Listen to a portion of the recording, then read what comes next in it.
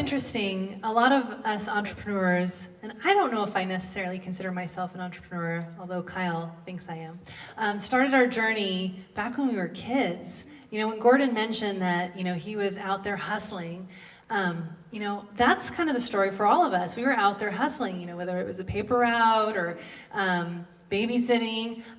I was actually knocking on my next door neighbor's house, like, can I paint your fence? Can I paint your, like, inside of your house? What can I do for you? I need money, you know, like, what can I do? Very entrepreneurial.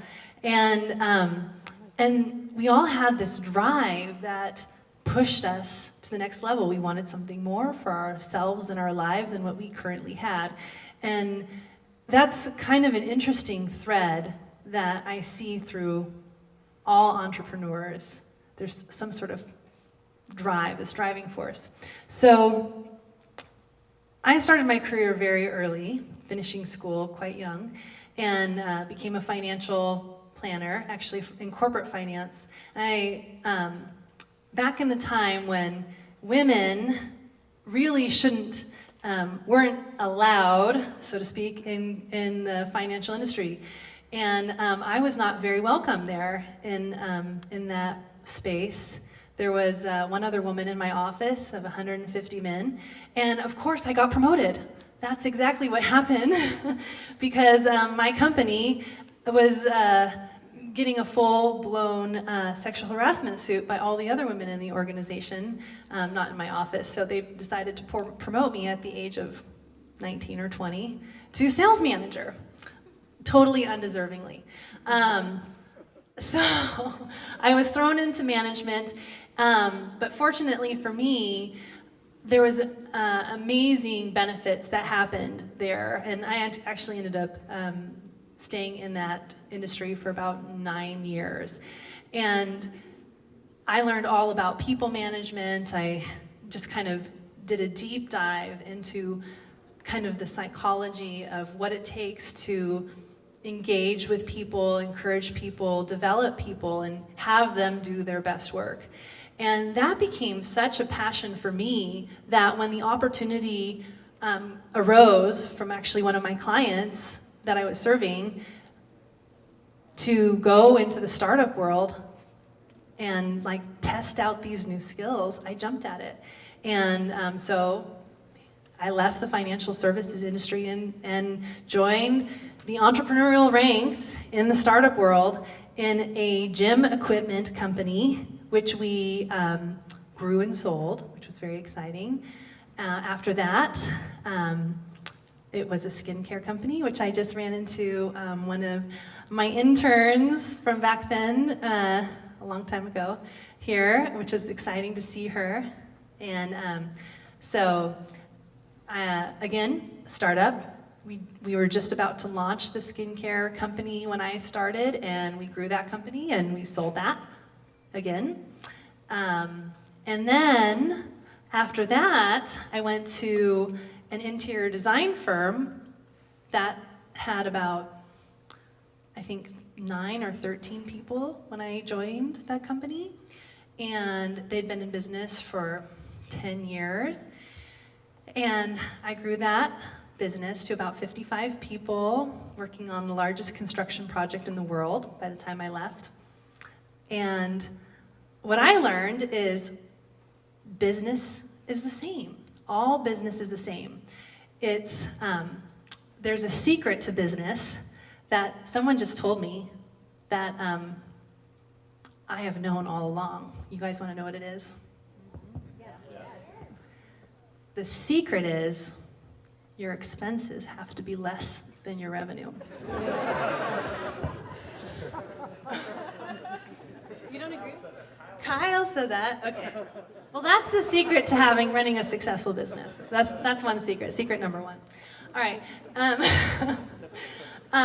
So then I left there and joined ONTRAPORT. And I was employee number 7 here at ONTRAPORT. Now we're 110. And to be honest, this is probably my most exciting project. You know, financial services, gym equipment, skincare, interior design. Interior design was fun because I got to travel all over the world. But this is the most exciting project because I get to work with entrepreneurs. I love business. Business is so exciting, and it's so challenging, and you get to interact with people. I love our clients. Any chance I get to go to a conference or go and talk to our customers and get FaceTime with them, I jump at that. I'm like always the first person to sign up for a sales conference. I'm like, I'll do it. And my boyfriend's not that excited about that.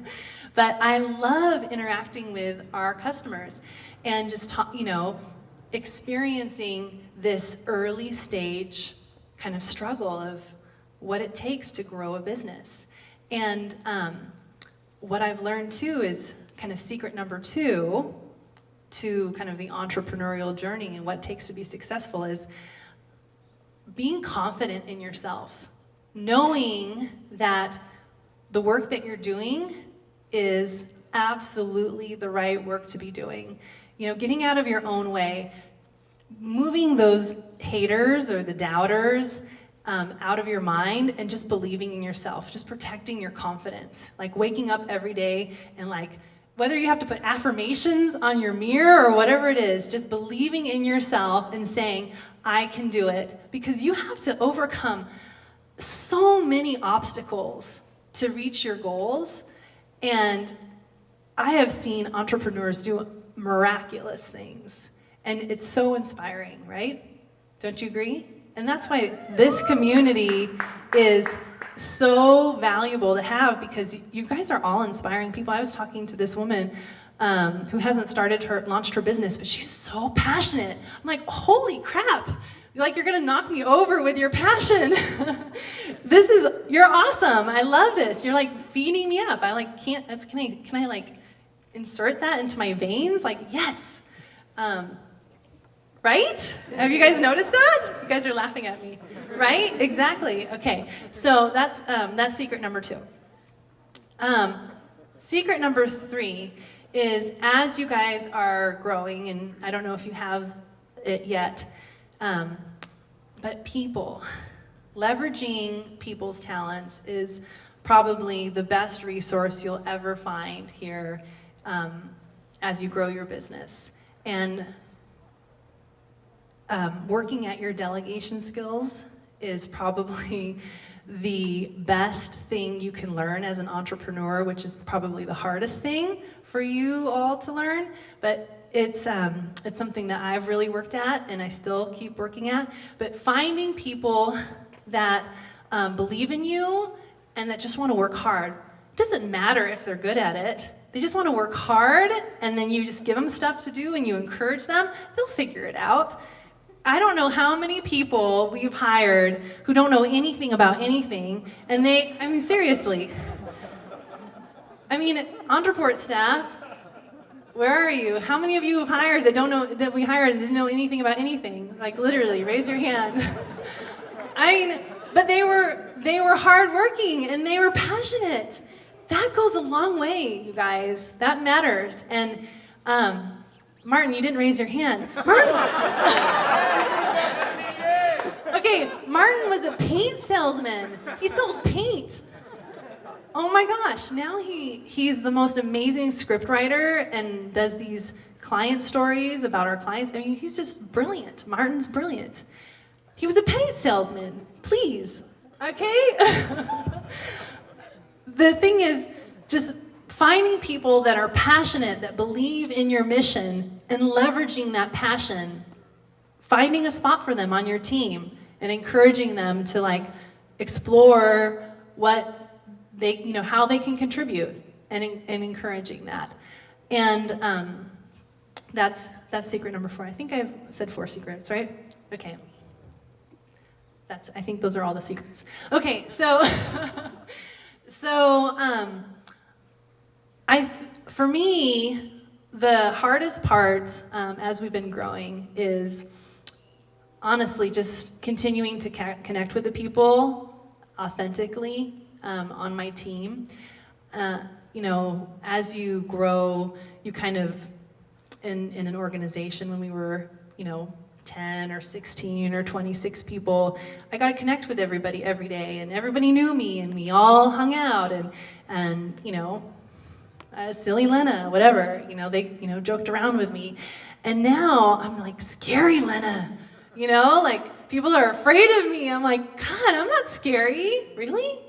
And the people who have been here for a while know I'm not scary, but some people think I'm scary, right, you guys?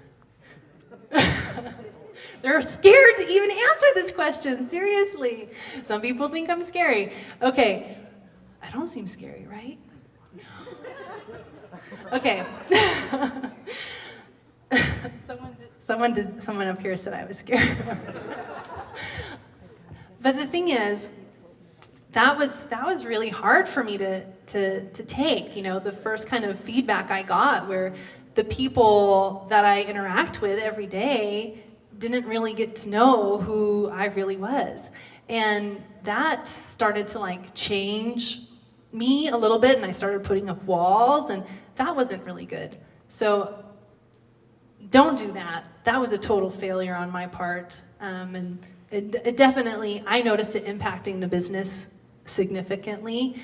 And so when I figured it out, I actually shifted that and started interacting with the staff more. And I do these morning walk-arounds where I walk around to every single person every morning and hand out a stupid piece of paper, literally.